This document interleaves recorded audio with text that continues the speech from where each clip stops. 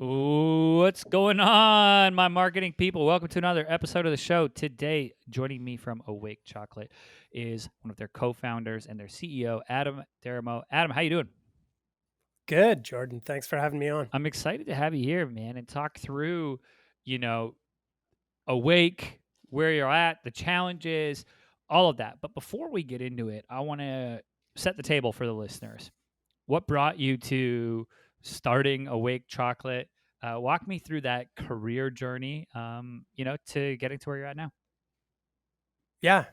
Um, so I studied business in undergrad at a fairly small school near Toronto, and I knew two things for sure when I graduated. One was that I wanted to work with consumer products.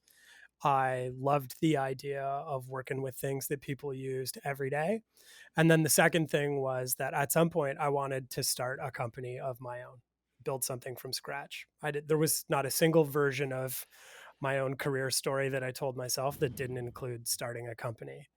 And through a series of fortunate coincidences, I guess, I found myself working with a couple like minded guys who I became friends with. And rewind back to 2010, we were out for lunch one day, and I just casually mentioned, I'm really starting to feel like I just need to do this now. I'm not even 100% sure what it's going to be. I got what I think is a good idea, but I really feel now's the time. And no joke, in less than 10 seconds, they both said, I feel the exact same way. We agreed to do it together and we never turned back. And I think in order to take on the risk of trying to build something like this for yourself, you have to be naturally optimistic and have a sufficiently high risk tolerance. And we all checked those boxes, and that allowed us to just keep going. I love that. Were your co-founders too? Um, did they have complementary skill sets? Like, was it pretty obvious from the outset? Like, okay, you're going to be the operations, you're going to be the marketing, like you're going to be the product, or was it more like, hey, we're all figure it out, people. Let's figure it out and go. Because I've seen two different founder teams work, so I'm interested what yours look like. Yeah, I think we were more the latter. So between the three of us, we definitely had functional experience in finance and strategy. That was more my background, and then sales and key account management. Um, but all three of us had been involved in product launches, brand plans, you name it. We had worked on it at least in a support capacity. So there was a lot of just like figure it out and innate problem solving skills that we all brought to the table. Um, and that ends up being pretty necessary because none of us had worked with chocolate. We didn't have the slightest idea how a chocolate factory worked, but we were all willing to call as many people as we needed to and ask as many questions as we had to until we understood it. And that's been, that skill set has been more valuable to us probably than anything else since we started the company, which at this point was 8 years ago. I love it. I love the figure it out mentality. Like, all right, we're gonna figure it out. We're gonna call. We're gonna learn. We're gonna do this. Um, Yeah. and that's awesome. So, over the 8 years, CPG, obviously, a lot of consumer packaged goods. COVID flipped the business on the head for them. And for you all, it was no different. Walk me through that, you know, February 2020, how the business is looking, to end of March 2020, like, house is on fire. We need to make changes. Walk me through what happened there. Yeah. It was, we experienced an entire career's worth of disruption in the span of about 2 weeks. We we'd launched Awake first and foremost as a campus brand because we thought that college students are busy and that they would understand and appreciate the brand. Thankfully, that intuition turned out to be right, and we were pretty successful on college and university campuses from day one. That success gave us access to some adjacent channels of trade like offices, work campuses, hospitals. And over the course of a few years, with a lot of hard work, we built a pretty successful route to market. I'd say we were able to service 80 to 90% of all on-premise locations across North America. So, we had built a decent sized business that was growing reliably. And we thought that our focus on premise consumption was absolutely a competitive advantage. Our products had best in class sales in those channels. We were able to create good economics for ourselves and predict how the business was going to grow. And then March 2020 rolls around, and within a week, 75% of our ship twos closed. So, at first, I think we were kind of in a state of shock. We had never entered, we did a lot of planning, right? That was our CPG background. We had never entertained the scenario even once where the government told everyone they had to stay home from school and work. So, this was a possibility for which we weren't prepared. At first, we thought it would be short lived. So we just kind of had to put our heads down and ride it out. I think everyone remembers 2 weeks to bend the curve. That seems ridiculous now, but it was believable at the time. And then, call it 6 or 8 weeks in, we realized nobody had a clue how long this was going to go on for, and that there was a real possibility that most of our revenue wasn't going to be possible for the rest of the year just because no customers were open. So how could they possibly buy anything from us? And we did all the things that you would think a company would do. You go into self-preservation mode. What costs can we cancel? What things can we put off? So we did all that we could do on that front. And then, now we're 3 or 4 months in, we had to step back and really take a hard look at the business. And we didn't think it was a fragile business model, but for sure we had to figure out how to make it more resilient. And a lot of that, a lot of the work that we've done since then in the last year has been about how do we cultivate resilient channels to make the business safer and give it more opportunities to grow. Yeah, that's real, man, and it's interesting. Like, no, obviously nobody predicted this, but what we think is safe, and then suddenly is a blind spot that the whole world had. That, oh, this could happen. Um, so talk to me now. Okay, you took the step back. You're going to build some other channels and really build some channels with moats around them. Um, Yeah. what were those channels? Well, like as a starting point, we looked at everything, like what's allowed to remain open in the environment of lockdowns. And the two that really stood out to us, and it was all from the perspective of what's going to work best for our consumer.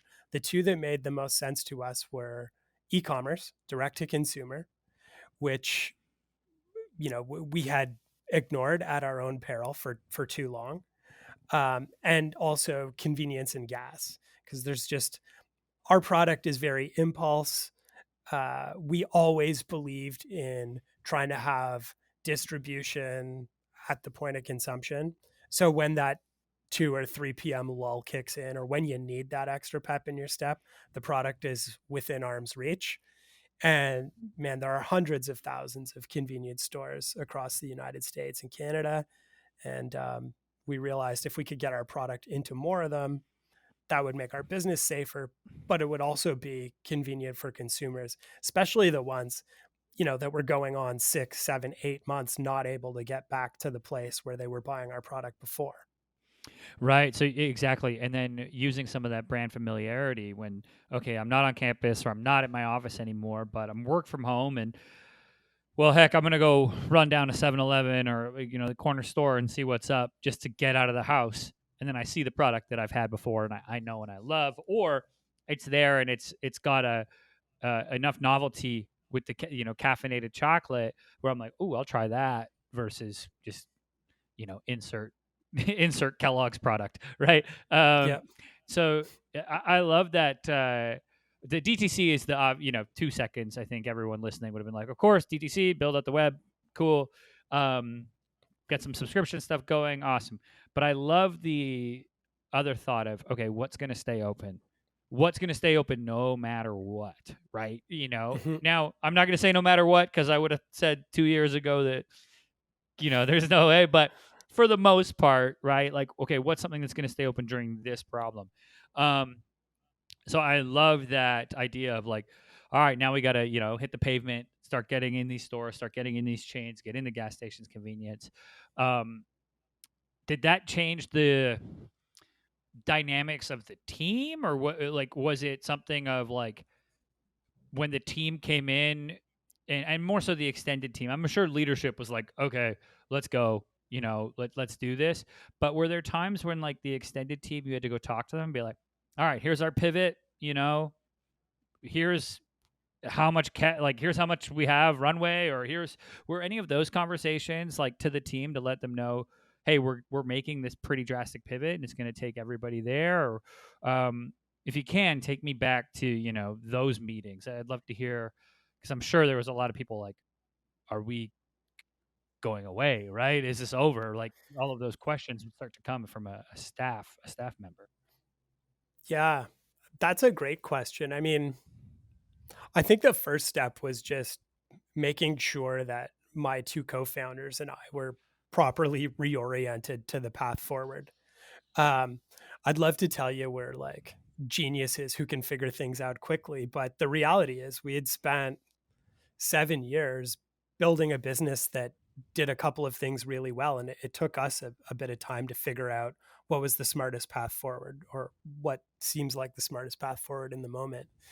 And truth of the matter is that the team ends up changing quite a bit in the 12 months from when we realize what the new direction is to till now. And unfortunately, that meant we had to say goodbye to some teammates who, like, there literally just wasn't an opportunity to keep them on from an economics perspective. And then we were having to search for some new teammates, um, because particularly on the D2C side of things, there's a different way of trying to acquire new customers. There's a different way of trying to capture consumer attention, and there's a different way of even delivering the product. I mean, D2C is great. It's lockdown proof.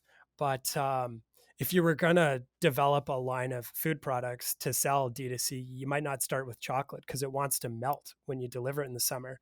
And that was a lesson we learned the hard way last summer. Things seemed like they were going well. We were growing our D2C sales pretty reliably. And then July kicked in, and like every order that we shipped to Texas melted for like 4 or 6 weeks. We weren't completely oblivious to the fact that that was a risk, but we thought we had solutions in place to mitigate that risk. They just weren't effective enough. Then we had to invest in customer service resources and other solutions that we didn't need before. And we've been continuously adding to the team for the last 12 months, including a couple more people recently. And one of the more valuable lessons that I've learned as a leader through all of this is, it's a bit cliche. Everyone says the hardest thing to do is find good people. Uh, it turns out to be true. I mean, especially in a period of upheaval like this, it's I think it's doubly hard to find people to join the team in this environment. Oh yeah, it's wild, right? It's so true. One, that the people really are going to be the backbone of the org and push it forward. It's something else you brought up there that I think a lot of companies didn't account for, is that when you switch to a DTC model, or emphasizing that more, uh, now that you're the point of purchase at the website versus Target, you got to handle all the customer service too. And Mhm. it's the refunds, the complaints, the questions, the hey, is this good? So ramping your CSRs up as well, and being like, oh dang, we need, like, there's going to be broken package, like all of those things that are going to happen. You're like, oh, we had one person who handled the inquiries and also did something, and now it's like, oh, we need people to be manning the keys, so to speak. um, that's something that's definitely I've heard from a couple companies. They're like, we did not expect that. um, so I'm Oh, we're a part of that group for sure. I mean, we're lucky that I think we have a great team, and the people who are here totally bought into the new vision and were quick to put their hand up and volunteer to help solve problems. But the stuff comes at you pretty quickly, right?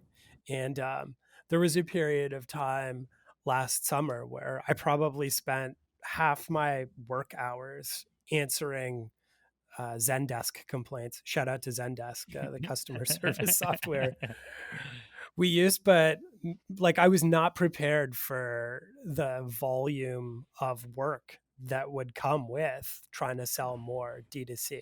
Like, I'm glad in retrospect we made that decision. I think we have a really bright path forward in that channel, but you have to learn really quickly. It was a bit like drinking out of a fire hose. Dang, yeah, that's funny to hear, and very much the other side of business that people don't see. The CEO going in and answering Zendesk, you know, Zendesk customer tickets at all hours of the day. I'm sure.